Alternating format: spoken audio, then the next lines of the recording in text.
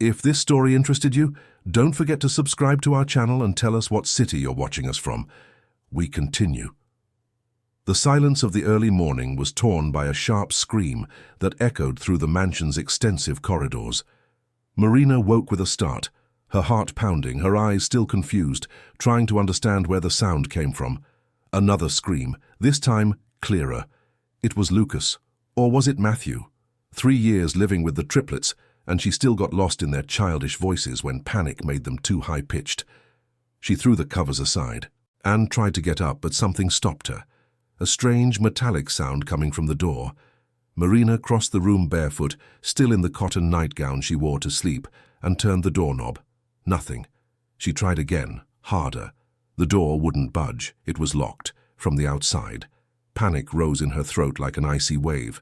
She pounded on the old wood, first with her knuckles, then with the palms of her hands, then with clenched fists. "Marina, we're scared," Peter's voice cut through the corridor, muffled by the distance and the thick walls of that enormous house in Hampstead, London. The boy was crying, and Marina could feel his desperation even without seeing him. "It's okay, my love. Aunt Marina is here," she shouted, trying to keep her voice steady despite the tremor rising from her chest. "Are you all right? Where's Lucas? Where's Matthew?" "Auntie Ma, Matthew fell," Lucas replied, and Marina felt the ground give way beneath her feet. The boy's voice was trembling so much she could barely understand the words. "He's bleeding, Auntie. There's blood on his hand." Marina leaned her forehead against the door, taking a deep breath, trying to organize her thoughts. She couldn't panic. The children needed her. She looked around the room, searching for her cell phone. She always left it on the nightstand, always, but it wasn't there. She ran to the dresser, rummaged through the drawers, looked under the bed. Nothing. The device had disappeared. The landline phone. Marina turned to the small table beside the armchair where she usually read before bed. The device was there, but she already knew it would be useless. Raphael had had the line disconnected during the renovation that had started weeks ago. Even so, she picked up the receiver and held it to her ear. Total silence, dead line, the window. Marina ran to it and opened the heavy curtains. Downstairs, the garden stretched vast and dark, lit only by the distant streetlights. The house stood in the middle of an enormous plot, surrounded by high walls and dense vegetation. Even if she screamed, no one would hear. And even if they did, they would think it was just the wind or some animal. "Auntie Ma, please come here." Peter's voice cut through the air again, and Marina felt tears sting her eyes. She ran back to the door. Anne started pounding again, this time with more force, ignoring the pain that was starting to spread through her knuckles. "I'm going to get out of here, my loves, I promise," she shouted, her voice breaking. "But now I need you to listen to me, okay? I'm going to help you from in here, but you need to do exactly as I say." On the other side of the house, in the large bedroom the 3 boys shared, Lucas held Matthew's hand while Peter cried, clutching the teddy bear he wouldn't let go of even to sleep. Matthew was on the floor, his left hand pressed against his chest, his face stained with tears and blood. "Lucas, my love, you're the oldest, right?" Marina made her voice sound as calm as possible, though inside she was falling apart. "I need you to be very brave now. Can you go to the bathroom?" "I can, Auntie." The boy's voice was small, but there was determination in it. "Then go there and get a towel. Anyone will do, okay? Then you wet it under the tap, wring it out well to remove the excess water, and come back to the room." Marina leaned against the door again, pressing her ear against the wood, trying to hear Lucas's distant little footsteps down the corridor. Seconds felt like hours. She closed her eyes, breathing slowly, trying to keep her head straight. She couldn't lose control, not now. She thought of Raphael. Where would he be? What time was it? Marina looked at the clock on the wall. 2:15 in the morning. He had said the business dinner would be long, that he wouldn't be back before 3. Perhaps even later. And even if he came back now, it would take time for him to realize something was wrong. "Auntie, I got the towel." Lucas's voice came back, bringing Marina back to the moment. "You're a very clever boy, Lucas. Now I need you to press this wet towel right on Matthew's wound, okay? Don't be afraid. It will hurt a little, but it's to stop the bleeding." Marina guided the boy word by word, her voice steady despite the desperation growing inside her. She explained how to apply pressure, where to hold, how to calm his brother. And as she did so, her mind raced, trying to understand. Who had locked that door? How? Why? But deep down, Marina already knew the answer. She had arrived at that house 3 years earlier, when the boys were just 3 newborns, too fragile, too small, too scared. Raphael was alone, widowed just a few weeks prior, trying to balance his grief for the wife he had lost in childbirth, with the responsibility of caring for 3 premature babies who needed constant attention. Marina was also alone. She had just lost her younger sister in a traffic accident and could no longer stay in the house where they had grown up together. She needed a fresh start. She needed something that would make her wake up in the morning with a purpose. The caregiver position had appeared through an acquaintance, and although Marina had no formal experience, she had something no diploma could give. A broken heart that recognized another broken heart. The interview had been quick. Raphael was exhausted, his eyes sunken from lack of sleep, unshaven, his shirt wrinkled. The babies cried in shifts, one waking when the other finally fell asleep. He needed help. He needed someone who understood that this was not just a house, but a silent battlefield against pain. Marina had looked at those 3 red, wrinkled little faces in the improvised incubators in the living room and had felt something stir inside her chest. It was as if her sister was there, whispering that she needed to stay, that those children needed her as much as she needed them, and she had stayed. The first few months were exhausting.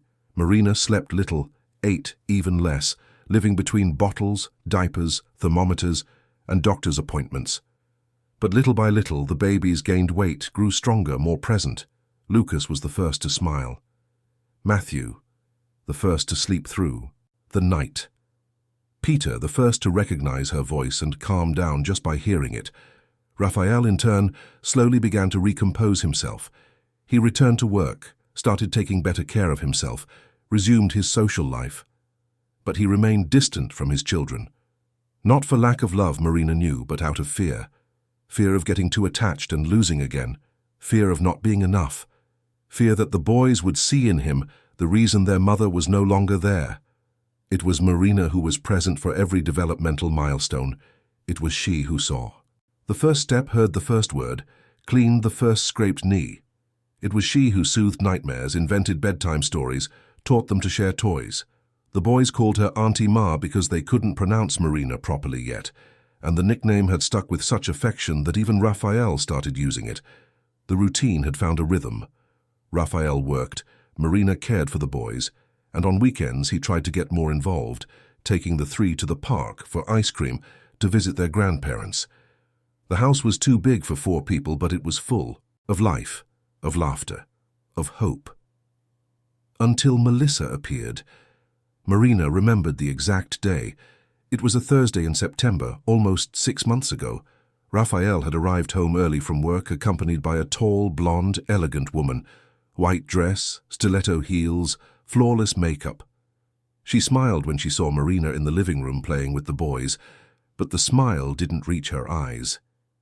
"This is Melissa," Raphael had said, his voice strangely nervous. "We've been dating for a few weeks." Marina had extended her hand, polite, professional. Melissa had squeezed it too hard, her gaze sweeping the room, as if assessing a territory.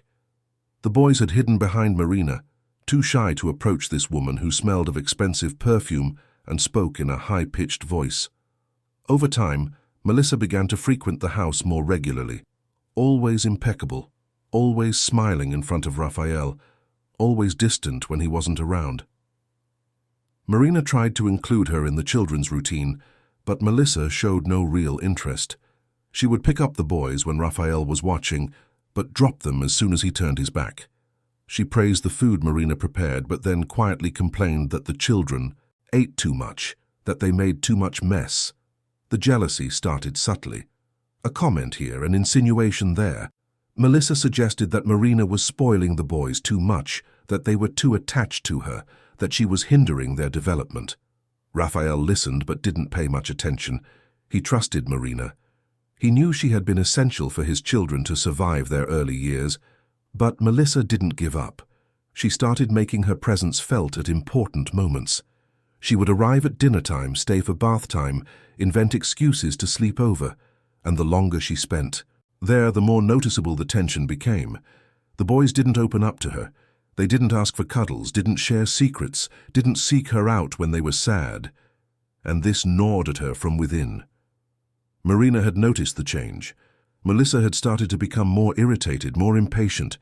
She argued with Raphael about small things, complained about the mess in the house, suggested changes to the routine. And always, she looked at Marina with a mixture of envy and resentment. 2 weeks ago, Marina had accidentally overheard a conversation between Raphael and Melissa in the study. The door was ajar and the voices too loud to ignore. "They'll never accept me while she's here," Melissa had said, her voice choked. "Don't you see? She's everything to them. I'll never be able to be the mother they need if she keeps occupying that space." "Melissa, Marina isn't occupying any space," Raphael had replied, tired. "She takes care of my children. She saved my children when I couldn't even look at them properly. I'm not going to send her away just because you're insecure." "Insecure?" Melissa had shouted. "Do you think it's just insecurity? I found out last week that I might never be able to have children, Raphael. The doctor said my chances are minimal. And now I'm here trying to build a family with you and your children, but they don't even look at me because she's always in the way." Marina had walked away before hearing the rest, her heart tight, her hands trembling. She didn't know about the diagnosis. She didn't know Melissa was dealing with something so painful. And suddenly, everything made sense. The jealousy wasn't just about attention or space. It was about motherhood, about the fear of never being seen as a mother. But Marina also knew that understanding was not excusing, because what Melissa was feeling, however real it was, did not justify what had happened that night. "Auntie Ma, the bleeding stopped." Lucas's voice brought Marina back to the present. "You did an amazing job, my love," Marina said, her voice choked with pride and relief. "Now I need you to stay close together, okay? Don't leave the room. Daddy will be home soon, and we'll sort everything out." But inside, Marina knew she couldn't wait. She had to get out of there. She had to reach the children. She had to protect them. She went back to the door and started pounding again, harder, ignoring the pain that was already taking over her hands. The wood was old, but solid. It wouldn't give way. She tried to kick it, but her bare feet made no difference. "Melissa!" she screamed, her voice torn. "Melissa, I know you're there. Please open this door. The children need me. Matthew is hurt. Please." Silence. Marina leaned against the door again, her entire body trembling. She imagined Melissa on the other side, standing in the corridor, listening to everything, planning, waiting. The plan had been meticulous. Melissa knew the house's routine. She knew Marina always left her cell phone on the nightstand before bed. She knew the landline was disconnected. She knew Raphael would be out late. She knew exactly where Marina's external room key was kept, on a hook in the corridor in case of emergencies. She had waited for Marina to fall asleep, had locked the door, had hidden the cell phone, and then she had waited. Waited for a situation to arise where she could intervene, where she could show Raphael that she was capable of caring for the children, that she was capable of being the mother they needed. But Melissa hadn't counted on the chaos. She hadn't counted on the children waking up scared.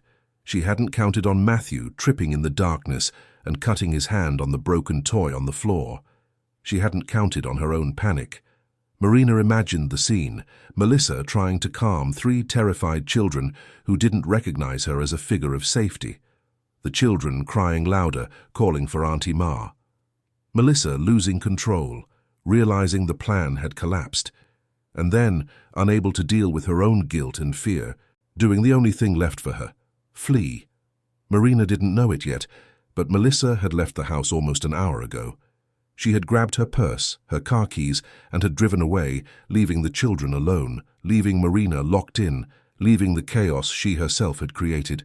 And now Marina was there, trapped, desperate, trying to keep 3 scared children calm through a locked door while waiting for a miracle. "Auntie Ma, when are you coming out?" Peter's voice was so small, so scared, that Marina felt her chest tear. Soon, my love. Soon. Now try to sleep a little, okay? Lie in bed with your brothers and close your eyes. Auntie Ma is here. I'm not going anywhere. I'm right here. But she wasn't okay. She was bleeding. Her knuckles had split open from pounding on the door so much, and she hadn't even noticed. She looked at her blood-stained hands and felt the tears finally fall. Not tears of desperation, but of exhaustion, of helplessness. Marina slid down the door until she sat on the cold floor. She leaned her head against the wood and closed her eyes. She thought of Raphael. She thought of the first time he had truly looked at his children without fear, almost a year after they were born. She thought of his smile when Lucas had taken his first steps. She thought of the nights they talked in the kitchen after the children slept, sharing stories, fears, hopes. She thought of everything that had been built in that house, of everything that was now threatened, and she thought of Melissa, of her pain, of the desperation that had led her to do something so unthinkable. But above all, Marina thought of the 3 children on the other side of the house, of the childish voices that were now gradually falling silent, overcome by exhaustion, of the little faces she loved so much, of the responsibility she had taken on 3 years ago and would never, ever abandon. She got up again, ignoring the pain, and went back to pounding on the door. More slowly now, more rhythmically, not to break it down, but so the children would know she was still there, that she hadn't left, that she never would. And as she pounded, Marina prayed in silence for Raphael to arrive soon, for him to understand what had happened, for him to protect what could still be protected, because when the sun rose, nothing would be the same again. Outside the mansion, the security system continued recording. Silent cameras registered every empty corridor, every closed door, every shadow moving in the darkness. And somewhere in the digital memory, the truth about that night was stored. A truth that would soon come to light and change everything. Marina didn't know this yet. She didn't know she would be saved. She didn't know that the worst was yet to come, but also the best. For now, she only knew she needed to resist, that she needed to keep the children safe, that she needed to survive that night to see the dawn. And that's exactly what she did. She kept pounding on the door until her fingers bled more. She kept talking to the children until her voice grew hoarse. She kept praying until the words turned into silent pleas. And she waited. She waited for the sound of a car in the garage. She waited for Raphael's voice echoing through the corridors. She waited for the moment that door would finally open. And as she waited, Marina held, firm to a single certainty. No matter what happened, she would never abandon those children. Because they weren't just her job, they were her family. They were her fresh start. They were the reason she had learned to live again. Raphael drove along Oxford Street, trying to concentrate on the road, but his mind kept stubbornly returning to the meeting he had just left. The business dinner had been productive, but tiring. 3 hours discussing contracts, percentages, deadlines. He looked at the clock on the dashboard, 2:40 in the morning, later than he had imagined. His cell phone vibrated. In the holder, a notification from the home security app. Raphael frowned. The system only sent alerts when it detected movement in specific areas during the early hours. He unlocked the screen as he stopped at a red light. Movement detected. West Corridor, 2:12 a.m. Movement detected. Children's bedroom, 2:18 a.m. Movement detected. East Corridor, 2:23 a.m. Raphael felt a tightening in his chest. The children should have been sleeping at that hour. Marina, too. Who was moving around the house? He opened the app and accessed the live cameras. The West Corridor was empty. The children's bedroom showed the 3 boys huddled together in one bed, seemingly asleep. But something was wrong. He zoomed in on the image. One of Matthew's little hands was bandaged with what looked like a towel. The light turned green and Raphael accelerated faster than he should have, his heart pounding. He swerved lanes abruptly, ignoring the angry horn of the car next to him. He called the home landline. It rang 6 times. Nothing. He called Marina's cell phone. Voicemail. Something was very wrong. Raphael pressed hard on the accelerator. The empty streets of early morning London sped by too. quickly as he cut through Mayfair. The mansion was 15 minutes away, but he made the journey in 8. When he pulled into the garage, the first thing he noticed was Melissa's car. She had been there earlier, had had dinner with him and the children before he left for the meeting, but Raphael was sure she had left. He had said goodbye to her at the gate. Or had he not? His memory was confused, blurred by tiredness. He entered through the kitchen door and stopped. The house was too silent. No lights on apart from the emergency ones. In the corridor, no sound. Raphael ran up the stairs, his heart pounding in his chest. He went straight to the children's bedroom. He opened the door slowly, and what he saw made the air leave his lungs. The 3 boys were huddled together in the same bed, hugging each other, their cheeks stained with dried tears. Matthew had his hand wrapped in a blue face towel, already stained with blood. Lucas woke at the sound of the door and sat up quickly, his eyes wide with fright. "Daddy," he whispered, and then started to cry. The voice came out, in a desperate sob that made Raphael kneel beside the bed. "Daddy, Matthew got hurt and Auntie Ma couldn't get out of her room." "What are you talking about, son?" Raphael picked the boy up, trying to understand. "Where's Marina?" "She's trapped in her room," Lucas whined, clutching his father's shirt. "The blonde lady locked the door and left. Auntie Ma kept pounding on the door, and we were very scared." Raphael felt his blood run cold. Blonde lady. Melissa. He carefully put Lucas back in bed and ran down the corridor, turning on all the lights as he went. When he reached Marina's room at the other end of the house, he paused for a second, trying to process what his eyes saw. The door was locked from the outside.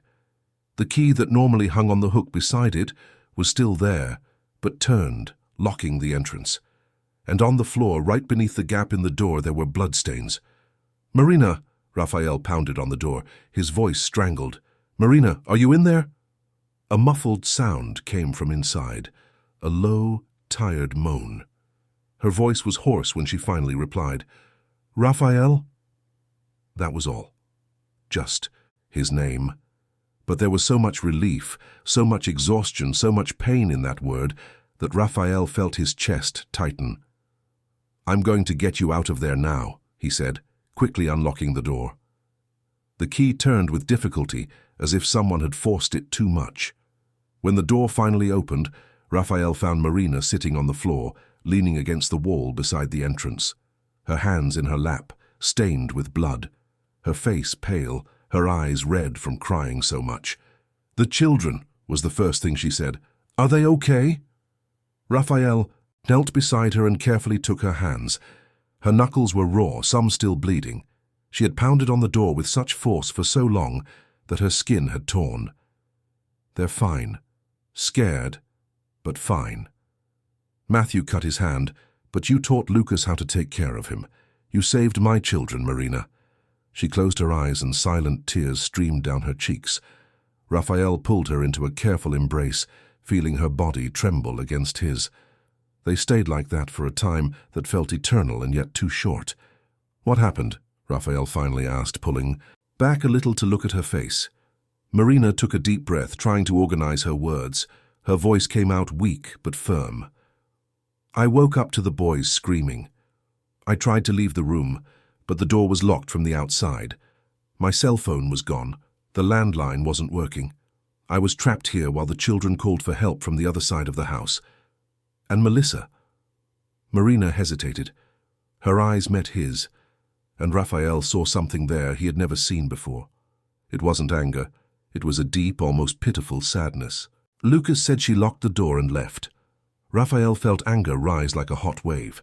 He got up quickly and left the room, Marina trying to follow him with difficulty. He went down the stairs 2 steps at a time and went straight to the study. He turned on the computer and accessed the security system. The cameras recorded everything, 24 hours a day, 7 days a week. If Melissa had done what Marina and Lucas said, it was all there. Raphael rewound the recordings to 2 in the morning. The first camera showed the second-floor corridor in front of Marina's room. The image was black and white but clear, 208. Melissa appeared in the frame. She was wearing the same outfit she had worn at dinner, but her hair was disheveled, her posture tense. She looked around as if checking if she was alone, and then took the key from the hook beside Marina's door. She turned it in the lock, tested to make sure it was locked, and then put the key back on the hook and left the frame. Raphael fast-forwarded the recording. 2:14. Melissa appeared again, this time walking quickly down the corridor leading to the children's room. He changed cameras. 2:15. She entered the boys' room. The children were awake, crying. Melissa tried to pick them up, but they pulled away, screaming for Auntie Ma. Lucas was holding Matthew, who was bleeding. Peter was crying, clutching his teddy bear. The next scene showed Melissa in a panic.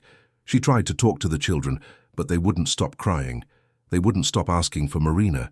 She looked around, desperate, as if expecting someone to appear to resolve it. But there was no one.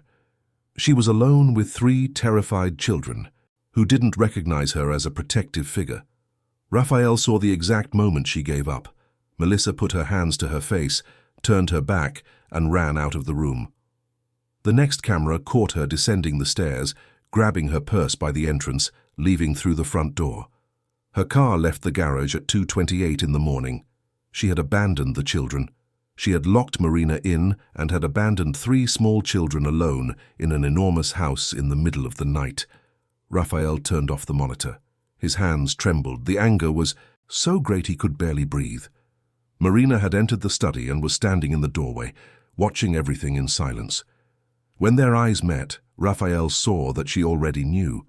She had already understood everything. "She did this on purpose," he said, his voice low but laden with contained fury. "She locked you in to prove she could take care of the boys herself, but she didn't count on them waking up. She didn't count on them panicking. And when she realized she couldn't handle the situation, she simply fled and left everyone behind." Marina approached slowly. Her hands still hurt, but the physical pain was nothing compared to the weight of what had happened. "She's suffering, Raphael. I overheard your discussion last week about the diagnosis, about not being able to have children. She's desperate to be a mother and can't accept that the children don't connect with her." "That's no excuse," Raphael cut in, his voice harsher than he intended. "It's no excuse to put my children in danger, to lock you in, to abandon everyone when things got out of control. She's an adult. She should have known the consequences." He picked up his cell phone and dialed Melissa's number. It rang 3 times. Voicemail. He called again. Voicemail. On the 5th attempt, she finally answered. "Hello?" Her voice was weak, trembling. "Come back here, now." "Raphael, I can explain." "Come, back, here." Each word came out like a hammer blow. "If you're not here in 30 minutes, I'm coming to you. And I swear, Melissa, you won't like what happens." He hung up without waiting for an answer. Marina sat in one of the armchairs in the study, her entire body aching with exhaustion. Raphael turned to her and for the first time truly saw the state she was in, her fingers bleeding, her face pale, her eyes sunken. She had spent hours trapped, desperate, trying to save the children through a locked door. "Come," he said with a gentleness that contrasted with the anger of seconds ago. "Let's take care of those hands." He led Marina to the kitchen and got the first aid kit. Carefully, he cleaned the wounds with saline solution, applied ointment, bandaged each finger. Marina let him care for her in silence, concentrating on the strange sensation of being cared for by someone. It had been so long since she was always the one doing the caring. "The children," she said suddenly. "They must be scared." "I'll go calm them down," Raphael replied, finishing the last bandage. "But first I need to make sure you're okay." "I am. Tired, but I'm okay." Marina got up, and the 2 went upstairs together to the children's bedroom. The 3 boys were still awake, hugging, scared. When they saw Marina enter, it was as if the world returned to its place. Lucas jumped off the bed and ran to her. Peter and Matthew followed right behind. She knelt and hugged them carefully, ignoring the pain in her hands. "Auntie Ma, you came out," Peter whimpered against her neck. "I came out, my love. And I'm not going anywhere. I promise." Raphael stood by the door, watching, and it was at that moment, seeing the caregiver kneeling on the floor, hugging his 3 children as if they were the most precious thing in the world, that he finally understood. Marina wasn't just an employee. She wasn't just the person who took care of the boys. She was part of that family. She had been present for every important moment. She had saved these children more times than he could count. And that night, even trapped, even hurt, she had continued saving them. And he had been so blind, so busy, so immersed in his own pain, that he had almost let Melissa destroy all that. Marina put the children back in bed and sang softly until they fell asleep. Raphael stayed by her side the whole time in silence, just present. When the three finally slept, he accompanied her back to the corridor. "Thank you," he said, "for everything, for saving them, for staying, for never giving up on this family." Marina looked at him and smiled tiredly. "They are my family too, Raphael. I would never give up on them." The doorbell rang at that moment. The two exchanged a look and went down together. Raphael opened the door and found Melissa standing at the entrance, her eyes red from crying, her makeup smudged. She tried to speak, but he raised his hand. "No, you don't speak. You come in, sit down, and watch." Melissa entered slowly, confused. Raphael led her to the study and turned on the computer again. He played the recordings from the moment she locked Marina's door. Melissa watched everything, in silence, her face growing paler and paler. When it finished, Raphael turned to her. His voice came out cold, controlled, but with an underlying burning anger. "You locked Marina in. You hid her cell phone. You left her trapped while my children cried for help. And when you realized you couldn't handle the situation, you simply fled. You abandoned three 3-year-old children alone in a house in the middle of the night." "Raphael, I didn't want it to happen this way," Melissa tried to explain, her voice desperate. "I just wanted to prove that I could take care of them, that I could be the mother they need. But they panicked and I didn't know what to do, and you fled," Raphael completed. "Because you didn't think of them, Melissa. You thought of yourself, of your insecurity, of your fear, and you almost caused a tragedy because of it. I didn't know Matthew would get hurt, but you knew you were locking in the only person who could help them. You knew you were taking away the phone, the cell phone, any form of communication. You planned this, Melissa, planned it in minute detail, and when it went wrong, you abandoned ship." Melissa started to cry. Real tears this time, not of manipulation, but of shame. She looked at Marina, who was standing beside Raphael, her hands bandaged, her gaze tired. "I apologize, Marina. I didn't want you to get hurt. You just wanted my place," Marina said softly. "I understand. You want to be a mother and you can't. You want to be loved by these children and you can't. And I'm there, occupying the space you think is yours. But Melissa, you can't force love, you can't force connection. And by putting their lives in danger, you only prove that you're not ready to be the mother they need." Raphael looked at Melissa one last time. The anger was still there, but now it was mixed with pity. She was a broken woman trying to fix her own life by destroying others, and he had been too blind to see the signs. "I want you out of my house and out of my life and out of my children's lives. If you try to make contact again, I will go to the authorities with these recordings." "Understood." Melissa nodded, defeated. She slowly stood up and walked to the door. She paused for a second, looked back as if to say something, but there was nothing left to say. She had lost everything. She had lost Raphael. She had lost the chance to have a family. She had lost her self-respect. When the door closed, Raphael leaned against it and closed his eyes. The silence of the house seemed heavier now. Marina lightly touched his arm. "You did the right thing." "I know, but it still hurts." The two went back to the living room and sat on the sofa. The sky outside was beginning to lighten. Soon it would be morning. Soon the children would wake up again and life would have to go on. But for now, in that early morning quiet, Raphael and Marina just stayed there, in silence, processing everything, surviving together yet another night that could have ended much worse. And as the sun slowly rose on the London horizon, illuminating the tall buildings of Hampstead, Raphael looked at Marina and finally allowed himself to feel the fear he had held back all night. Fear of having lost his children, fear of having lost her, and gratitude, deep, overwhelming gratitude, for having arrived in time, for having protected what mattered most, because family wasn't about blood. It was about who stayed when everything fell apart. It was about who held things together when no one else could. And Marina had proven, once again, that she was family. She always had been, and always would be. The days that followed that night seemed to drag at a different pace, as if time had changed speed inside the mansion. Raphael hired a team to make urgent modifications to the house. All external locks were removed from the bedrooms. The landline was reconnected, with priority. An internal communication system was installed in each room, discreet small intercoms that allowed anyone to call any other part of the house with just a touch. Marina observed everything in silence, still processing the trauma. Her bandaged hands made simple tasks like combing her hair or holding a glass difficult, but she insisted on continuing to care for the children. Raphael had suggested she take a few days off, rest, recover. But Marina knew that standing still would only make the fear grow. She needed the routine, she needed the boys.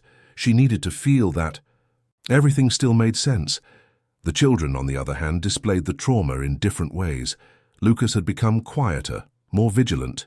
He would wake up in the middle of the night checking if Marina was still there. Matthew developed a fear of the dark and could no longer sleep without all the lights on. Peter wouldn't let go of his teddy bear even to bathe and cried every time Marina left his sight. On the Wednesday of the following week, Raphael arrived home with the address of a child trauma psychologist. Dr. Cecilia Hayes had a practice in Mayfair and an impeccable reputation. The first session was scheduled for the following Saturday. "She wants to talk to you too," Raphael told Marina as they prepared the children's dinner. "She said it's important to understand the full context and that you probably also need support." Marina nodded, stirring the pasta in the pot with difficulty because of the bandages. Raphael noticed and gently took the spoon from her hand. "Let me do that. You're still recovering." "I need to do something, Raphael, otherwise I'll think too much." He understood. He knew that feeling well, of needing to keep busy to avoid drowning in his own thoughts. He had lived through it in the first few months after his wife had passed away. It had been Marina who pulled him back to the surface, even without realizing it, just by being there with the boys, keeping the house alive. The two worked side by side in the kitchen in comfortable silence. Raphael cut the vegetables while Marina seasoned the chicken. The children played in the adjacent living room, visible through the open door. No one stayed in separate rooms anymore. Even during the day, everyone gravitated towards each other, seeking the security of proximity. The first session with Dr. Cecilia was revealing.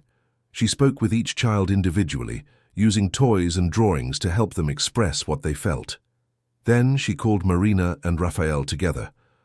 "The children are processing significant trauma," she explained, her voice calm but serious.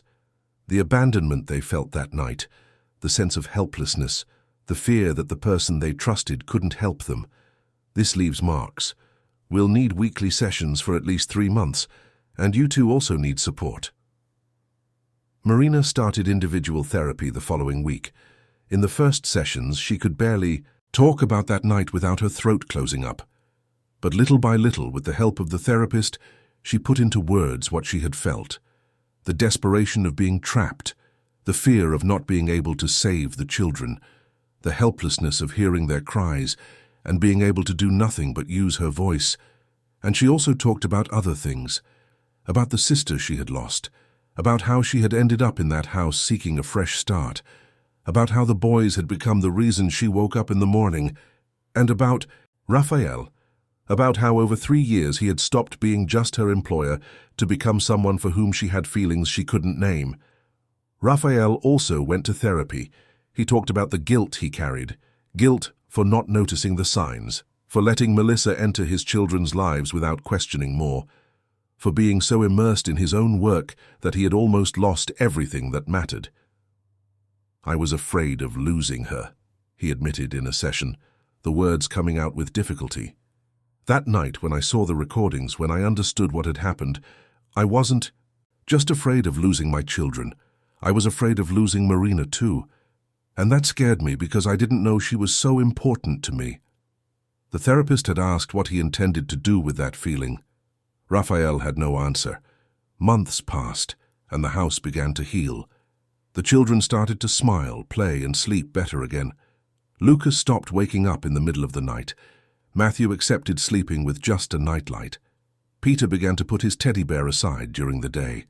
The routine found a new rhythm, more conscious, more present, and something else began to change too. Something subtle, almost imperceptible at first. Raphael started coming home earlier from work. He participated more in the children's routine.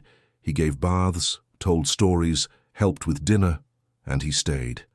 Even after the boys fell asleep, he stayed. He sat with Marina in the kitchen while she prepared the next day's lunchboxes.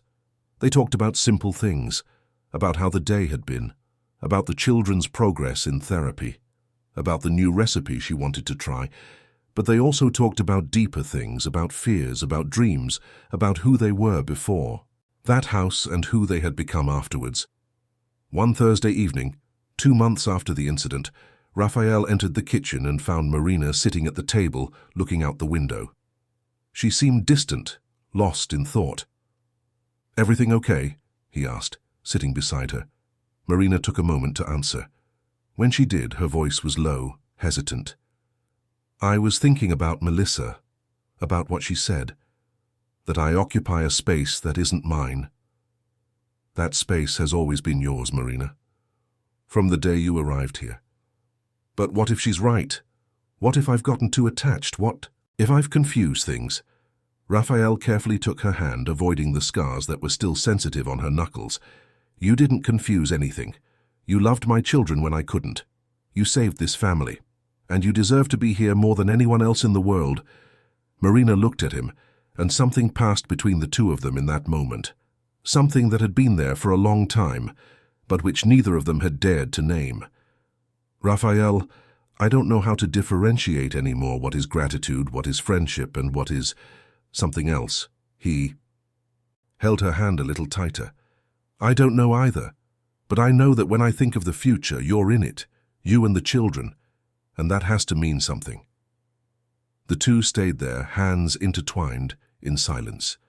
It wasn't the time for definitions, it wasn't the time for haste, but it was time to acknowledge that something was changing, that the relationship between them was evolving into something greater. The following weeks brought a silent transformation. Dinners ceased to be merely functional meals and became moments of connection. Raphael began to cook with Marina, not just helping but truly learning. She taught him how to make the tomato sauce the children loved. He taught her how to make the risotto his mother used to prepare. Conversations became more intimate. They shared childhood memories, present fears, hopes for the future. Raphael spoke about his wife for the first time in years, about how the love between them had been true but complicated, about how lost he had felt when she passed away. Marina spoke about her sister, about the pain that had never completely healed, about how the boys had filled a void she thought would be eternal, and the glances. There were so many glances. Glances that lingered a second longer. Glances that said things words couldn't yet express. Glances that the children noticed before the adults. It was Peter who first verbalized it. One Sunday afternoon, as everyone watched a movie in the living room, the boy looked at Marina and Raphael sitting on the sofa, with a respectful distance between them, and asked with the typical innocence of a 4-year-old, "Daddy, why don't you marry Auntie Ma?" The silence that followed was awkward. Raphael choked on his popcorn. Marina felt her face flush. Lucas and Matthew stopped paying attention to the movie and looked curiously at the adults. "Peter, these things are complicated," Raphael tried to explain, searching for the right words. "But we like Auntie Ma," Lucas said, as if that solved everything. "And she likes us, and you like her too, don't you, Daddy?" Raphael looked at Marina, who was red-faced and didn't know where to look. "Of course I like her." "Then why don't you ask her to marry you?" Matthew asked, as if it were the most logical thing in the world. Marina finally found her voice. "Look, my loves, these things take time. Adults need to be sure before making big decisions like that." "But you already live here," Peter argued, "and you already take care of us, and Daddy already likes you." So what's the problem? The way the children put it, it really seemed simple. And perhaps it was. Perhaps it was the adults who complicated things too much. That night, after the children were asleep, Raphael and Marina met in the kitchen again. It had become a habit, that final moment of the day where only the two of them were awake in the silent house. "Sorry about the interrogation today," Raphael said, smiling awkwardly. "They're in a very sincere phase." Marina smiled too. "They only say what they see, and perhaps they see more clearly than we do." "Perhaps." Raphael moved a little closer. "Marina, I don't want to rush anything. I don't want you to feel pressured. But I need you to know that what I feel for you isn't just gratitude. It's not just friendship. It's more, and it's growing every day." Marina felt her heart race. "I feel it too. But I'm scared, Raphael. Scared of ruining what we have. Scared of confusing things. Scared that it's just because we went through that together. It's not because of that, it's despite that. It's because I see you every day being incredible with my children. It's because I enjoy talking to you. It's because I can no longer imagine this house without you. And not as an employee, Marina, as family, as a partner, as more." He paused, took a deep breath, and took her hand again. The scars on her fingers had become a kind of map of the strength she possessed. Raphael gently ran his thumb over them. "I don't need an answer now. We can take it slow, we can go at your pace. I just needed you to know." Marina nodded, her eyes shining. "So we'll take it slow, but we will." And that's what they did. In the months that followed, Raphael and Marina allowed their relationship to develop naturally, without pressure, without haste, but with clear intention. Their first kiss happened 3 months later, on a rainy night. It had been spontaneous, almost accidental. They were in the kitchen, laughing at a silly joke Lucas had told at dinner. And suddenly they were looking at each other, and then they were kissing. It was soft, tentative, perfect. When they pulled apart, Marina smiled. It took a while. "Some good things take time," Raphael replied, resting his forehead against hers. The children were euphoric when they finally told them. Peter jumped so much he almost broke a vase. Lucas asked if this meant Marina was going to stay forever. Matthew just hugged them both so tightly it was impossible not to laugh. Life continued, now with this new dimension. Raphael and Marina were careful not to drastically change the dynamics of the house. The children came first, always. But now there was space for the two of them too. For dinners after the boys slept, for long conversations on the sofa, for future plans that included everyone. 6 months after their first kiss, on a peaceful trip to Brighton during the school holidays, with the 3 boys running on the sand and building castles, Raphael knelt in front of Marina. There was no ring. There was no elaborate planning. Just the certainty that he wanted to spend the rest of his life with this woman who had saved his family and his heart. "Marina Reed, will you marry me?" The children stopped playing and ran closer, realizing something important was happening. Marina looked at Raphael, at the 3 boys with their curious little faces, at the sea in the background, and felt that she was finally where she was meant to be. "Yes," she said, her voice choked with emotion. "Yes, I will." Peter screamed so loudly he scared the birds. Lucas and Matthew jumped on top of them both, laughing and shouting that they were going to have a real family now. Raphael held Marina and the 3 boys in a collective hug, and in that moment, on that beach with the sun setting on the horizon, everything made sense. All the pain, all the losses, all the fears. Everything had led to this moment, and this was exactly where they all needed to be. Marina looked at her own hands, at the scars that would never completely disappear. She had thought these marks would only be reminders of pain, of a terrible night that almost destroyed everything. But now she understood that they were marks of strength, of resilience, of love that had survived the worst and had transformed into something beautiful. And when Raphael kissed her forehead and whispered that he loved her, Marina finally allowed the last trace of fear to dissolve, because she was home, not just in the physical house, but in the love she had found there, a love built on ruins, A love that had grown slowly, with patience and care. A love that had been worth every scar, every tear, every moment of uncertainty. And now, with the simple ring Raphael had bought the next day shining on her finger, with 3 excited children planning the wedding with the typical creativity of 5-year-olds, with a whole life ahead, Marina finally believed what her heart had been whispering for a long time. She deserved this. She deserved to be loved. She deserved to be happy. She deserved to have a family. And she had found all of it in the last place she expected, in a house too big, with a man too broken, and 3 children too small, who together had become everything she had always needed. The wedding took place on a Saturday afternoon, 6 months after the proposal in Brighton. Marina had insisted on something simple, intimate, just for the people who truly mattered. The ceremony was held in the mansion's own garden, the same garden that had once seemed so distant and unreachable on that terrible night. Now, decorated with white flowers and light wooden chairs, the garden looked like a completely different place. The trees had been lit with small lights that would twinkle as the sun set. There were fewer than 30 guests. Raphael's grandparents, a few close friends, Dr. Cecilia, who had helped the family heal, and some dear people Marina had kept in touch with throughout her life. The triplets, now fully 5 years old, stood proudly in the small, custom-made suits their father had ordered. Lucas held the rings on a satin cushion. Matthew and Peter were to scatter rose petals along the path, though they were more interested in throwing the flowers at each other than following protocol. Marina wore a simple white lace dress, without much embellishment, that fell softly to her feet. Her hair was loose, with a discreet crown of natural flowers, no exaggerated makeup or elaborate styling. She wanted to be just herself. The woman Raphael had learned to love in the simplest, most ordinary moments of life. When the music began to play and Marina appeared at the garden entrance, Raphael felt his eyes sting. She walked alone. She had insisted on it. There was no father to give her away, no sister to accompany her. But there were 3 boys running to meet her halfway, taking her hands, leading her to the improvised altar.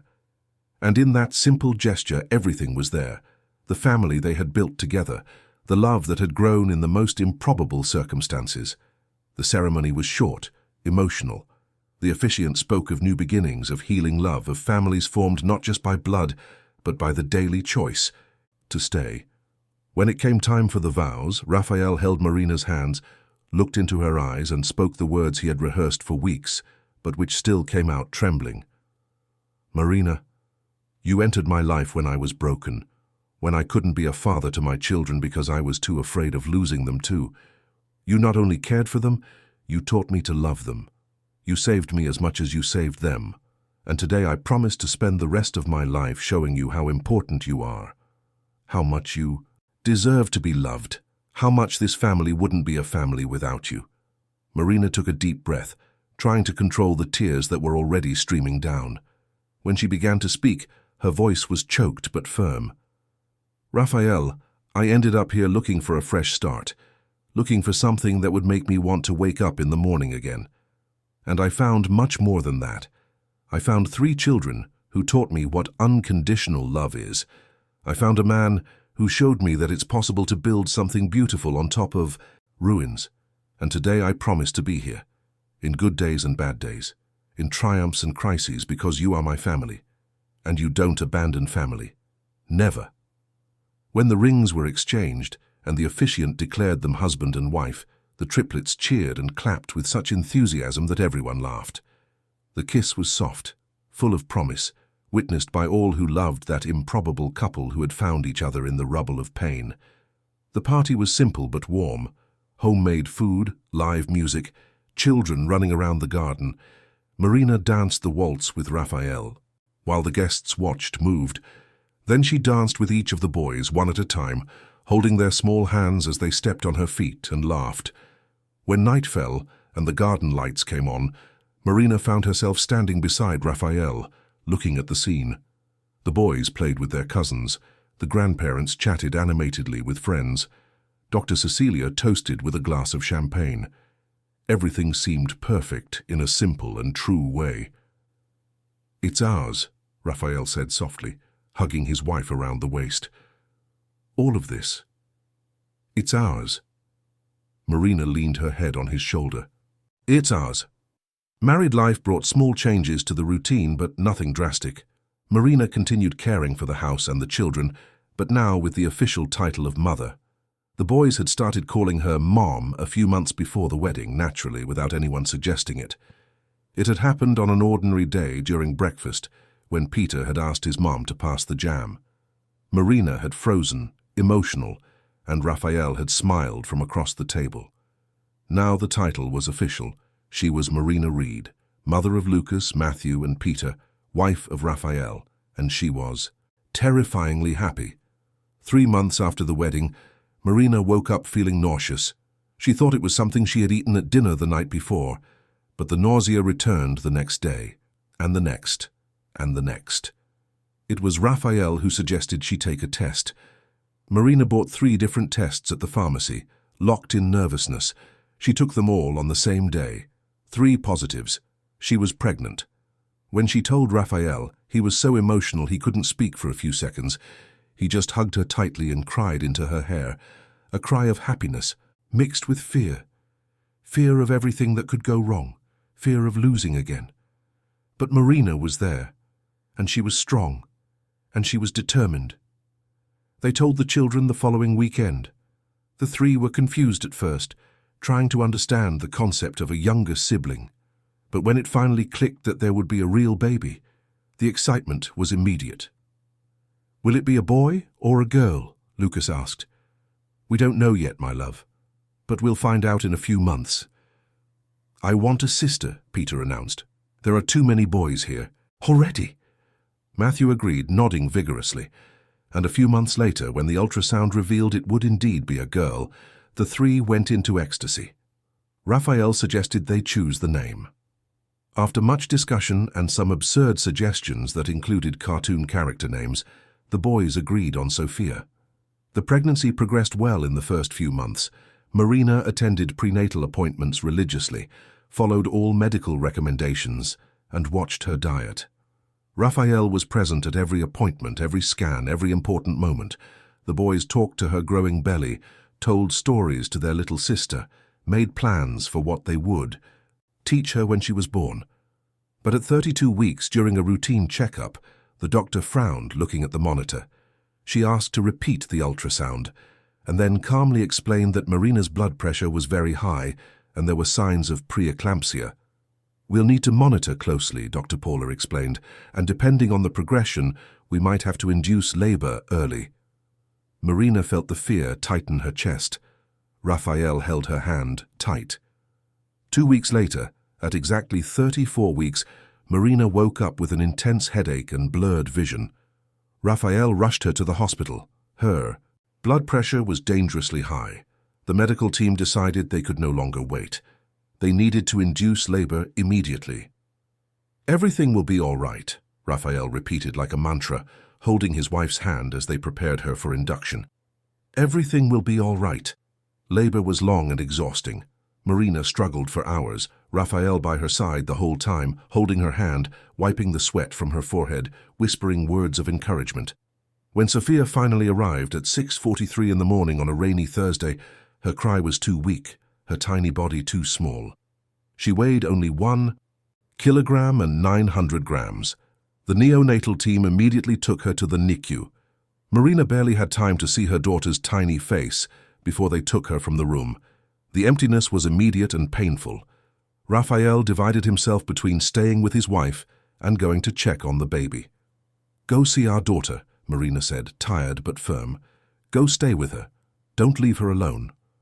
Raphael kissed his wife's forehead and ran to the neonatal ICU. He found Sophia in an incubator, surrounded by tubes and wires so tiny she fit in the palm of his hand.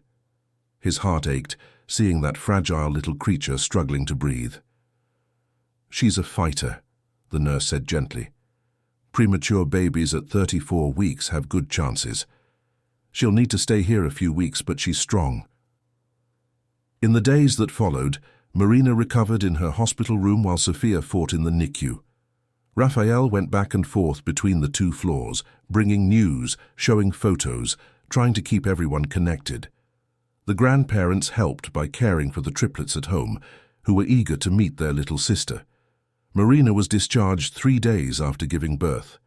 Leaving the hospital without her daughter was one of the hardest things she had ever done. But she returned every day. She spent hours beside the incubator, talking to Sophia, singing softly, touching her tiny hand through the openings. Raphael was always there too. During work breaks, early mornings, evenings, they took turns, ensuring Sophia was never alone. And little by little, the baby improved. She gained weight, learned to nurse, breathed without help. 4 weeks and 3 days after birth, the doctor discharged her. Sophia could go home. Marina cried holding her daughter for the first time outside the incubator. She was still small, still needed special care, but she was alive. She was healthy. She was going home. When they arrived at the mansion, the triplets were waiting at the door, clean, tidy, nervous. Lucas held a sign they had made with their grandmother's help, all colorful and crooked, that read, "Welcome, little sister." Marina got out of the car with Sophia in her arms, and the three approached slowly, with reverent care, as if dealing with something sacred. "She's so small," Matthew whispered. "You were also like that when you were born," Raphael explained, kneeling beside them. "And your mother cared for you with so much love that you grew big and strong, and now we will care for Sophia the same way." "Can I touch her?" Peter asked. Marina sat on the living room sofa and let each of the boys touch Sophia's tiny hand. They were fascinated, enchanted, and when the baby opened her little eyes and seemed to look directly at her brothers, the three smiled as if they had witnessed a miracle, and perhaps it was. The following months were for adaptation. Sophia required constant care, but the triplets helped with enthusiasm. They fetched diapers, warmed bottles, sang to their sister when she cried. Marina divided herself among 4 children now, but made sure to give individual attention to each one.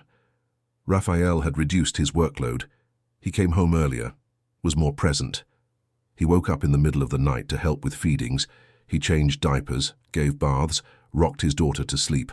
And in those silent early mornings, holding Sophia as she nursed sleepily, Raphael looked around and could barely believe everything that had happened. 7 years ago he was lost, widowed, desperate. Now he had 4 healthy children, a wife he loved, a house full of life. One Sunday afternoon, almost a year after Sophia's birth, the entire family was in the garden. The triplets played ball. Sophia crawled on the grass under Marina's watchful eye. Raphael prepared the barbecue. Marina looked at her own hands. The scars were still there on her knuckles, permanent marks of that terrible night. For a long time she had looked at them and felt only pain. But now, seeing her 4 children playing, her husband smiling, the life they had built, the scars meant something else. They were marks of resilience, of love that had survived the worst, of strength she didn't even know she possessed. Raphael approached from behind and hugged her around the waist. "What are you thinking about?" "About how we got here. It was quite a journey." Marina turned to look at him. "It was, but it was worth every second, every tear, every moment of fear, because it brought me here, with you, with them." Raphael kissed her forehead softly. "You know that night changed everything, right? If it weren't for you, if it weren't for your strength, we wouldn't be here now. Maybe we needed that, to wake up, to realize what was truly here." Lucas ran up to them, interrupting the moment. "Mom, Peter is saying I don't know how to play ball. Tell him I do." Marina laughed and pulled away from Raphael's embrace. "Of course you do, my love. Go show him." The boy ran back to his brothers. Marina picked up Sophia when the baby started to fuss, tired of crawling. The girl had Raphael's dark hair and Marina's light eyes. She was the perfect combination of the two. "You know what I realized," Raphael said, watching their children. "We built something, beautiful on top of what broke. And that's rare. Most people let broken things stay broken. We had help, therapy, time, and each other. And love, lots of love." Marina rested her head on her husband's shoulder, Sophia sleepy in her lap, the triplets laughing in the garden. The sun was setting, painting the sky orange and pink. Everything was at peace. All the doors in the house remained open. It had become a kind of unwritten rule. No one locked anything anymore. It was a constant reminder that they were safe, that they could come and go, that they would never again be trapped or isolated. And in that openness there was freedom, there was trust, there was the certainty that this family had survived the worst and had come out stronger on the other side. Marina looked at Raphael and smiled. A smile full of everything that didn't need to be said, of gratitude, of love, of hope for everything that was yet to come. Because life hadn't ended on that terrible night years ago. It had only just begun again. And this time, it had begun the right way. With true love, with a real family, with a home that was safe, not because it had high walls or locked doors, but because it had people who loved each other unconditionally. And when night fell completely and the children were put to bed, Raphael and Marina stood on the veranda, looking at the stars in comfortable silence. "Are you happy?" Raphael asked suddenly. Marina didn't need to think. "Very. Happier than I ever thought possible." "Me too." And in that silence, in that simple moment of two tired adults looking at the sky after a long day caring for 4 children, everything was there. There was the love that had grown slowly. There was the family they had chosen to be. There was the future they would build together, one day at a time, one choice at a time, one act of love at a time. And when Marina finally stood up to go inside, Raphael held her hand for a second. She looked back and saw in his eyes everything she needed to see. A promise to stay, a promise to love, a promise to never, ever abandon. And she squeezed his hand back, the scars on her fingers gently brushing against his skin, reminding them both of how much they had survived to get there. Because in the end, it wasn't the scars that defined their story. It was what they had built despite them. It was the family they had become. It was the love they had chosen day after day, despite all fear and all pain. And that, Marina finally understood, was what it meant to be home. Not just a place, but a feeling, a sense of belonging, a certainty that no matter what happened, they would face it together. Because family wasn't about perfection, it was about presence, and they were all there, present, whole, finally home. End of story. Dear listeners, we hope Marina and Raphael's story has touched your heart. If you were moved by the journey of this family who found love and healing in the most difficult circumstances, leave your like, subscribe to the channel, and tell us in the comments which moment stood out to you the most. Every day we bring intense stories like this, which reveal the strength of true love and the family we choose to have. Life teaches us that the greatest blessings often come disguised as challenges, and that true love is what remains even after the storm. Thank you very much for joining us on this emotional journey.